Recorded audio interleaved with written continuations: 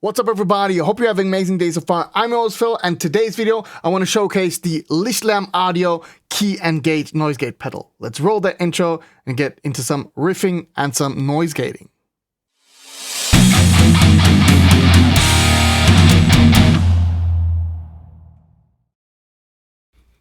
The hiss, noise, and hum from an high gain amplifier, we all been there, we all know it, and we all absolutely hate it.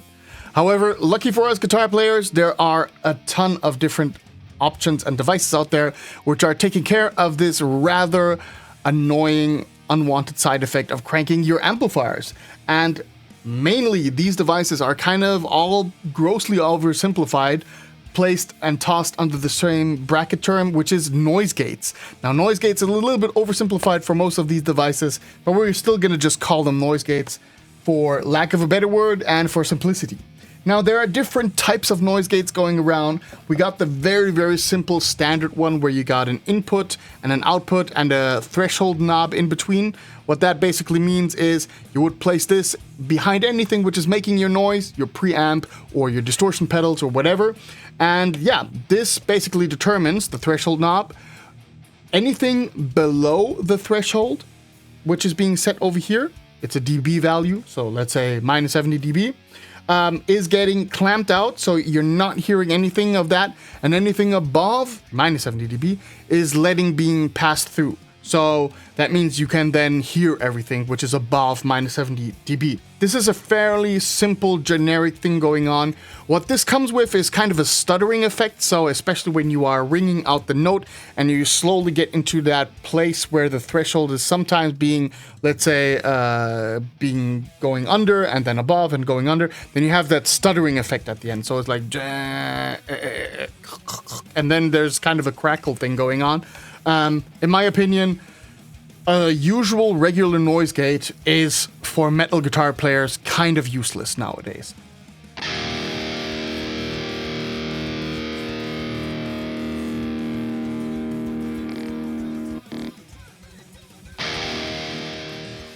You don't want to use that because you're getting this strange crackle effect whenever you're having sustained lead notes or sustained rhythm notes.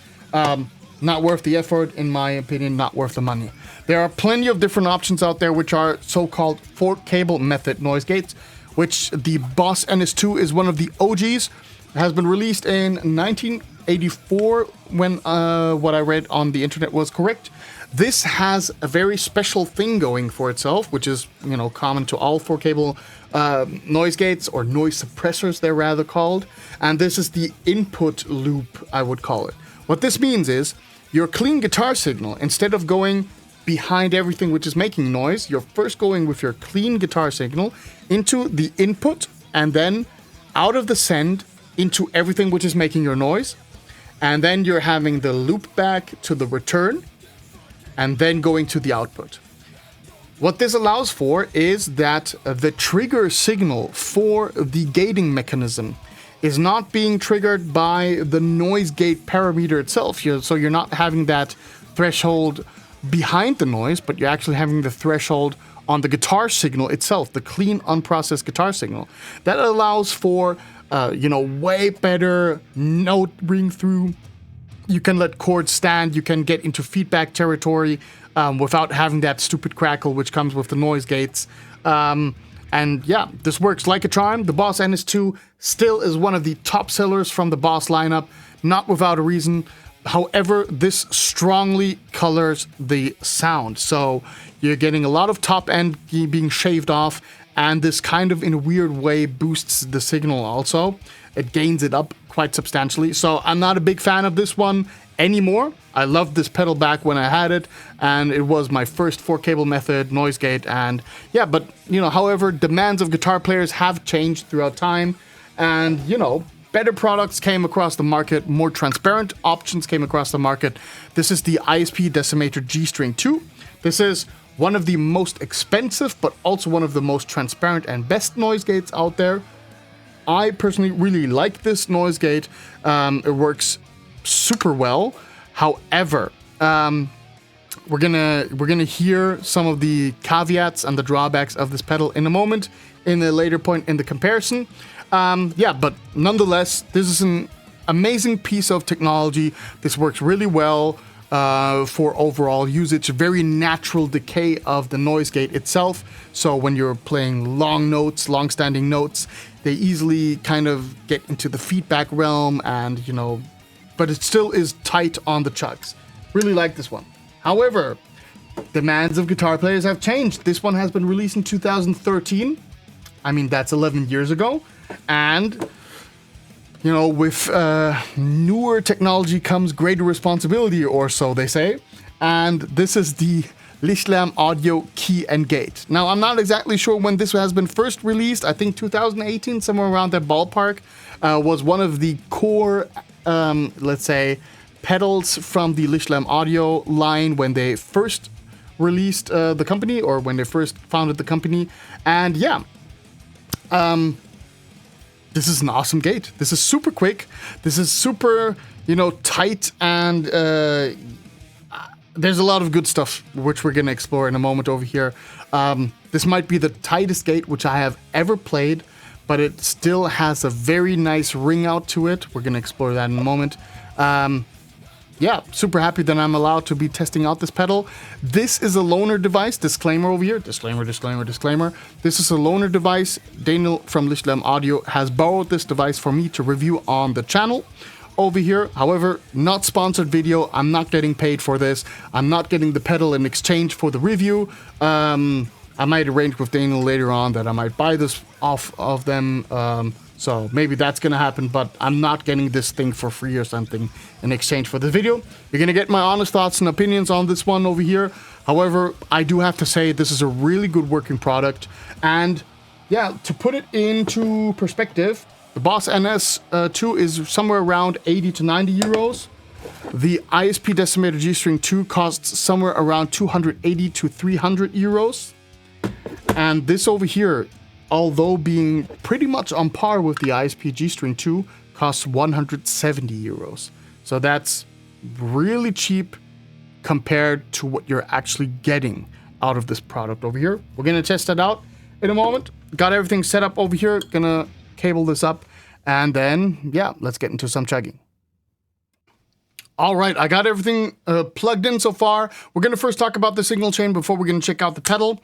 Got this guitar over here, Harley Benton do-it-yourself kit with an Seymour Duncan SH5 in the bridge that goes into the key in of the key and gate. The key out goes into my boost board over here, which is essentially going through the king and yellow, which is turned on. That in turn goes to the EVH 5150 100 watt ivory, which is right behind me. Then out of the effects loop, we're sending out through the send into the gate in, and the gate out is going back to the effects loop return. That goes to the Marshall 4x12, which is mic'd up with an SM57. You're not getting any post-processing on the audio, so you're getting all of the tonal goodiness of, the audio setup over here. We got two controls over here on the gate. We got the threshold and we got the response. We're gonna explore that in a moment. Basically what you wanna do as a first step, you wanna dial your threshold to the very minimum and then dial it up until you hear no noise. Just wanna give you one heads up what's going on over here. When I turn off this pedal, I'm getting some sort of weird whistling noise.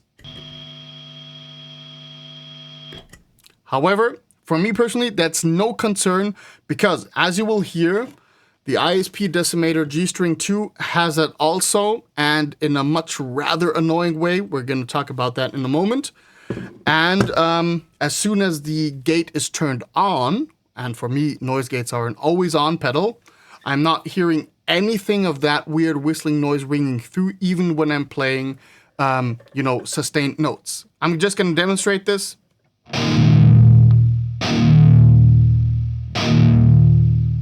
You're not hearing that whistling noise, which is there. Okay, so let's move ahead and turn back the threshold and then move it up.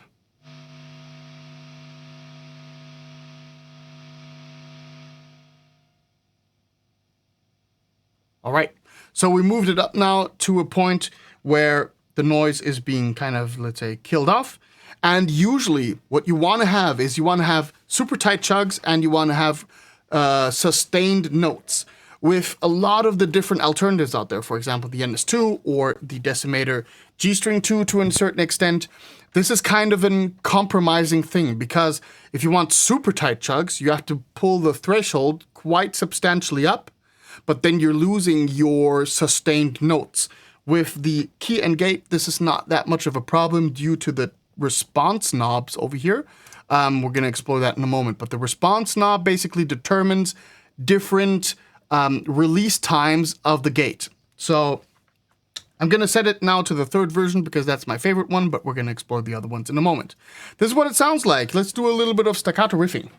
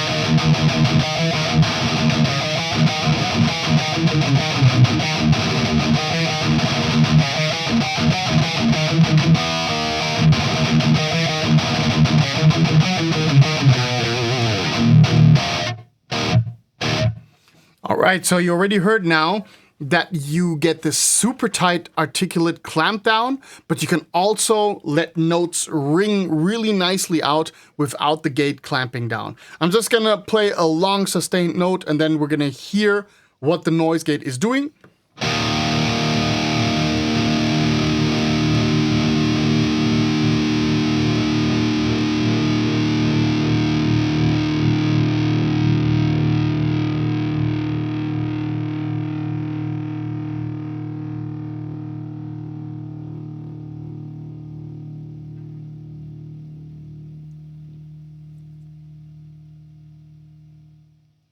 At some point in time, there's kind of a so I had to actually turn off the signal because it was too long. So that already speaks volumes for the quality of how this pedal works over here. But the nice thing is that there's kind of a natural drag down in volume. This is because this is not a gate. This is actually an auto expander. Depending on, it's kind of a dynamic processor. It's hard to explain.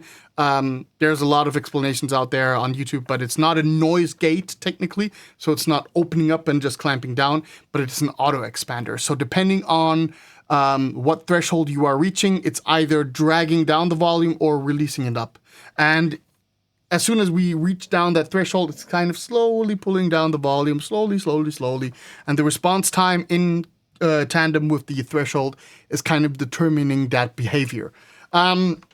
So that's really cool. That's a really natural decay of the tone. Just gonna try this out with a lead tone. Gonna play a few lead licks.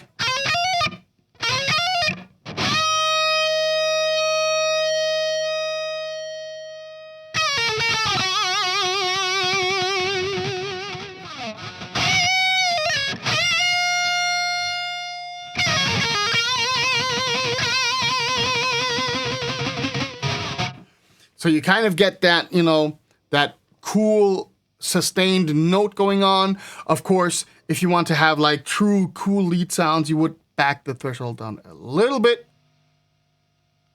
and then live with a little bit of hiss and noise still coming through, but therefore having a lot more range for your lead notes.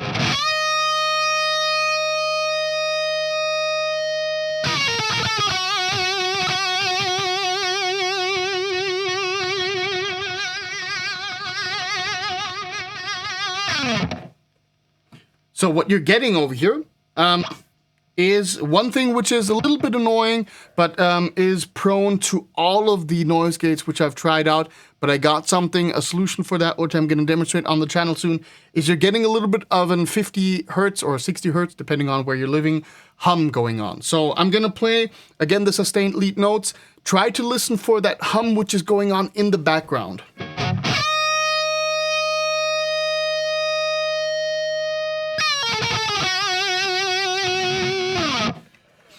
Now, granted, right now at the moment, I'm using a wall wart by Palmer, so I'm not using an isolated power supply for the noise gate itself. However, this issue happens on my site, or on my place over here, also with isolated power supplies. So maybe there's something going on, but using an transformer and splitter thing, which I'm gonna demonstrate very soon on the channel, you don't have this issue, which is really cool.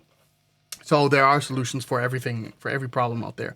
Okay, let's go to the first transpose settings, or to not transpose, sorry, to the first response settings over here. And yeah, that's a little bit tighter.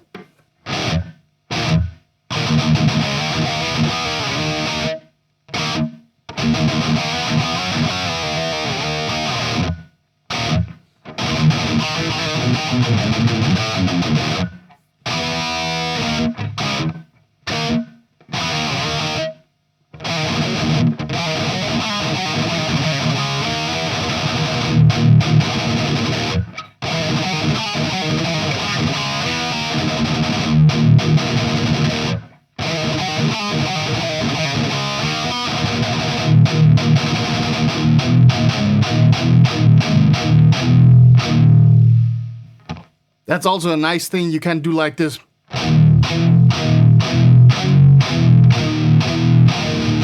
And you still get that articulate clamp down going on, but still the chugs are going through. Really nice. Yeah. Going to the response number 2, so the middle section, that has a little bit more of a slope going down on the decay. You're gonna hear what I mean, hopefully. So yeah, the you know.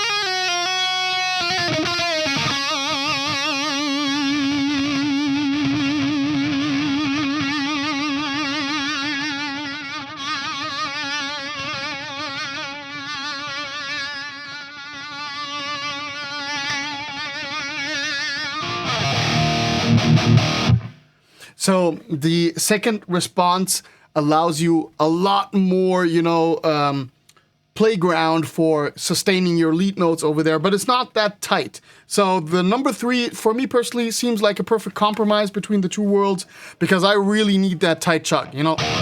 It has to be like boom, and then stopping.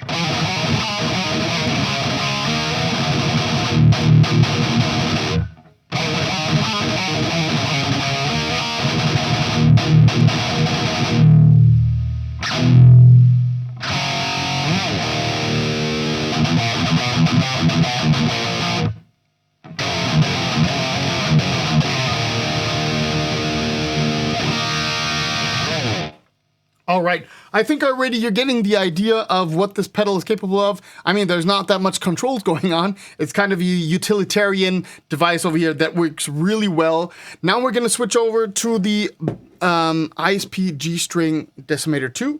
And yeah, we're gonna compare them, not really compare them side by side, but you already heard the first response. Kind of remember this, let's say, slope which is going down, because this might be familiar as soon as we plug in the G-String II. Okay, gonna pause the video, be right back. All right, got everything set up with the G-String II over here. I'm not sure if you can hear that, but what we have over here is that as soon as the G-String II is turned on, then we get that weird whistling noise, which we had when the key and gate was turned off, actually.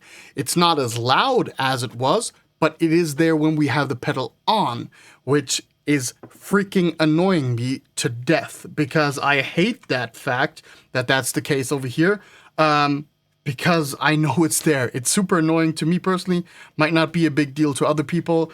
However, the noise level when turning that off is higher than on the key and gate. Okay, and now let's just do a few staccato riffs.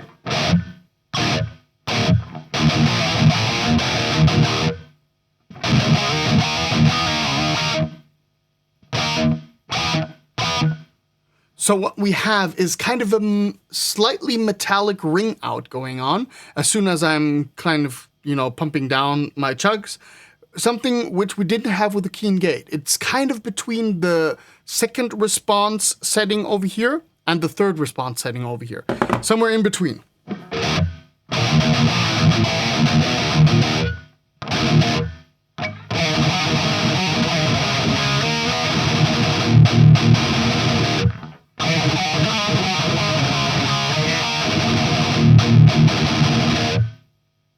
In order to combat that, we could set up the threshold a little bit higher.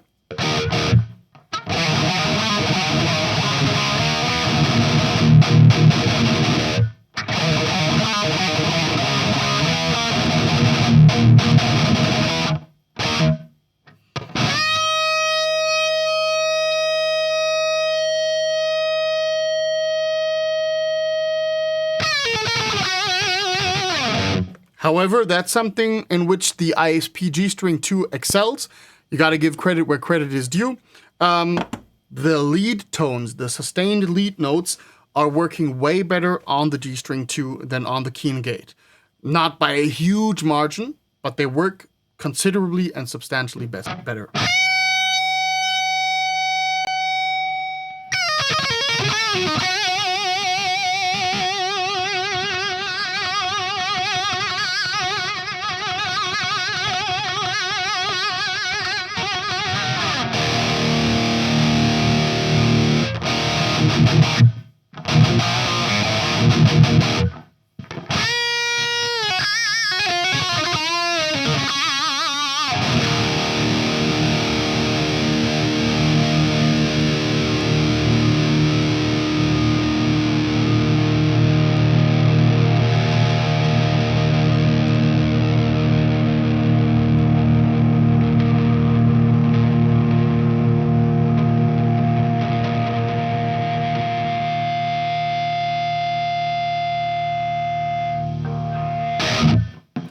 That's also something which works a little bit better on the ISP G-String II than on the Keen Gate. That's the feedback behavior. However, this hum is making me absolutely crazy. I really hate that, and I want to immediately switch over to the Keen Gate. Now, of course, as I said before, this is, or I'm not sure if I actually mentioned this before, this is a combination, especially with the EVH. With other amplifiers, this is not an issue at all. But this is driving me nuts. Okay, this is the G-String II. You heard already the Keen Gate 2. Let's get off to the conclusion. All right, my closing thoughts on the Lichtlaerm Audio Key and Gate. This is an amazing product which is delivering exactly what it's promising, and that at a really good pricing point. I think that's the verdict which we can agree on after watching this over here. Now, getting a little bit more nuanced, so both the ISP G-String II and the Key and Gate have their individual strengths. The Key and Gate is unbeatable when it comes to tight chugging, but the G-String II is a little bit better when it comes to sustaining long lead notes, so it's very much up to you which one you would prefer. If I would be in the market for buying a new pedal, which is doing that kind of job, and knowing about the qualities of both, I would go definitely with the Key and Gate, because it's 120 euros cheaper, so it's nearly half the price, not exactly, but nearly half the price of the ISP G-String II, and it does basically the same job. With a little bit of adjustment, I can get way closer to the G-String II than the G-String II can get to the Key and Gate. And for that, and for what it's all worth, this is the clear winner out of this kind of, let's say, battle. This is not technically a shootout. This is technically more of a review of the Key and Gate, but with an extra section where I'm comparing them. So if you are in the market for a noise gate or an auto expander, a noise suppressor, whatever you want to call it, I'll just call it noise gate. This over here, guys, this is the real deal. Go grab one. Gonna put the links down below over here. Not a sponsored video, as I said before. This is just a loaner device. Just giving my honest opinion, even though it's a good opinion on this product. But I think I made a fair assessment in what the downsides, or let's say, and what other, what the competition does better, basically. So, that out of the way, thank you so much to Daniel from Lichtlaerm Audio. I recently called him a one-man operation on the Gehenna video, and then I found out that there's also an Alex working at Lichtlaerm Audio, so sorry for that. Thank you at Lichtlaerm Audio, the fine folks, sending me these 2 pedals to review over here. I had a blast putting them to the test, putting them up to the challenges of a modern metal guitar player. I'm going off on a tangent over here. I'm going to release you guys. Thank you so much for watching. Hope you enjoyed what you were seeing in this video. Hope you are enjoying in general what you're seeing over here. Let me know what you think about the Lichtlaerm Audio key and gate or noise gate pedals in general. Heard a lot of good stuff about the TC Electronic Sentry. Would love to try that out as well. And with that out of the way, thank you so much for watching, everybody. See you in the next video. Until then, keep it metal.